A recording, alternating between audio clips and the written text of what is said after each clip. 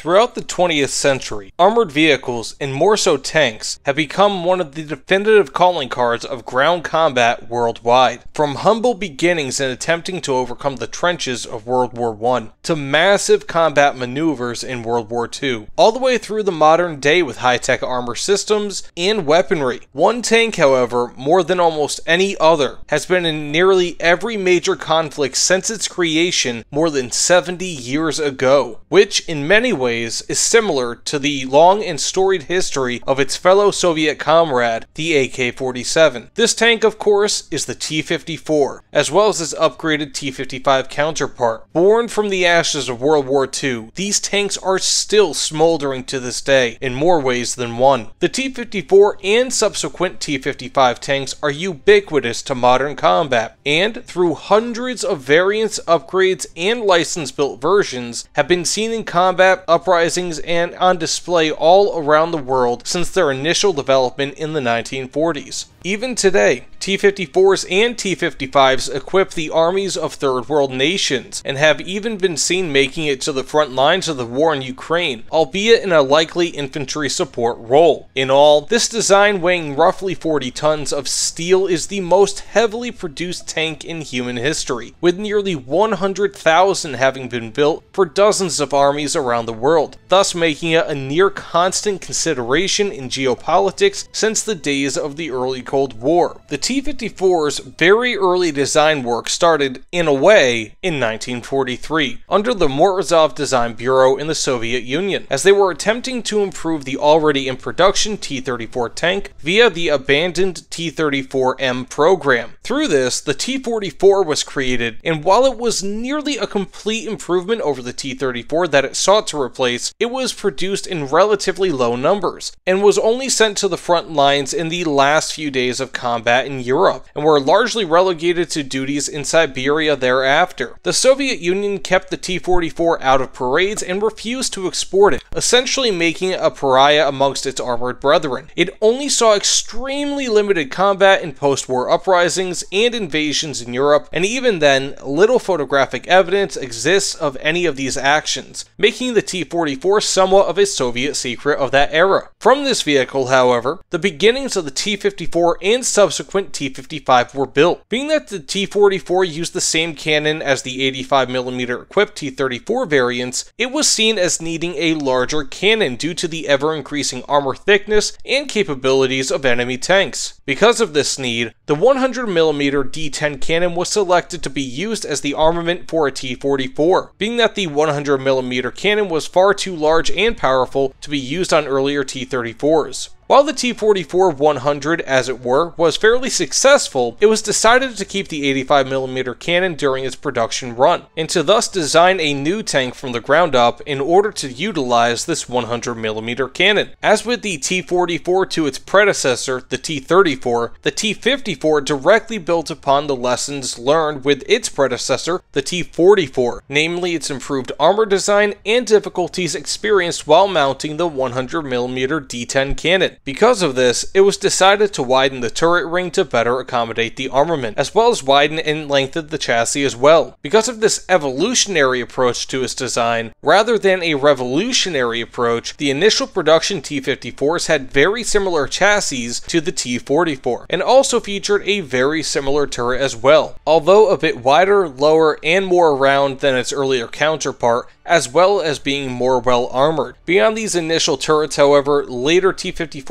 and T-55 designs would feature a more hemispherical turret, which became signature for many Soviet tanks even through modern day with the T-80. Despite this early T-54, however, looking moderately similar to its ancestors, it featured a much better cannon, a stronger engine, thicker and more well-designed armor, all while being of relatively low weight of around 36 tons, and while maintaining a low profile. These designs, however, left the interior to be a bit cramped, and due to the low turret ceiling, also creating issues with relatively low cannon depression, which is a trait that's seen in Russian tanks to this day. This general design left strong bones in which to be built upon and upgraded over many decades, which has led to many people deeming the T-54 and more so the T-55 to be among the earliest main battle tanks ever produced. During its early days in the late 1940s when it began production, through continuing upgrades to production models in the early 1950s, this armored beast did not see combat. It was not until the Hungarian uprising of 1956 that the T-54 saw battle, and only to quell the revolution. Despite facing largely irregular forces, several T-54s were destroyed via anti-tank guns and Molotov cocktails, with the T-54 being captured and delivered to the British Embassy, which flagged the need to develop a better cannon in the West, thus leading to the creation of the L7 105mm cannon that became one of the standard tank cannons for many NATO vehicles for decades. Following this conflict, the T-54 and T-55 would have to wait until the Six-Day War of 1967 to see further conflict. In this action, largely Egyptian T-54s and T-55s came into combat against American M48 tanks, as well as British Centurions and M51 Super Shermans being wielded by the Israelis. Because of a myriad of factors, including superior tactics and air power, the T-54 and T-55 tanks performed poorly versus Israeli forces. This, however, was not always the case, as during the Ethio-Somali War of the 1970s, Somali T-55 tanks routed Ethiopian M47 tanks in an engagement despite having fairly similar numbers. Though these are some of the more notable actions involving T-54 and T-55 tanks, dozens have occurred since their first production in the 1940s, including the Vietnam War, the Soviet-Afghan War, and even today, in the Yemeni Civil War, as well as the Russian invasion of Ukraine, with both the Ukrainians and Russians using these museum-worthy showpieces, with some reports of vehicles literally being pulled from museums in order to fight on the front lines. Though their original effectiveness has waned, these steel beasts are still being used as infantry support, as well as being essentially artillery pieces, which has given them not only renewed life, but has also proven that any tank is often better than having no tanks. The T-54 and later T-55s have seen major upgrades throughout their lives, being developed by the Soviet Union and later by the countries that purchased these tanks, including having an assortment of stabilizers for their cannons, night vision equipment, enhanced composite and ERA armor, thermal sights, better engines, active protective systems, and even being re-gunned with a variety of different cannons, including the L7 cannon that was originally meant to defeat it. Other nations, such as China, have even built their own versions of the T-55, namely the Type 59, which has contributed greatly to the vast numbers of these tanks around the globe. Though the original T-54 and T-55 would be considered first-generation main battle tanks, these upgrades have kept the aging systems relevant, even in modern times,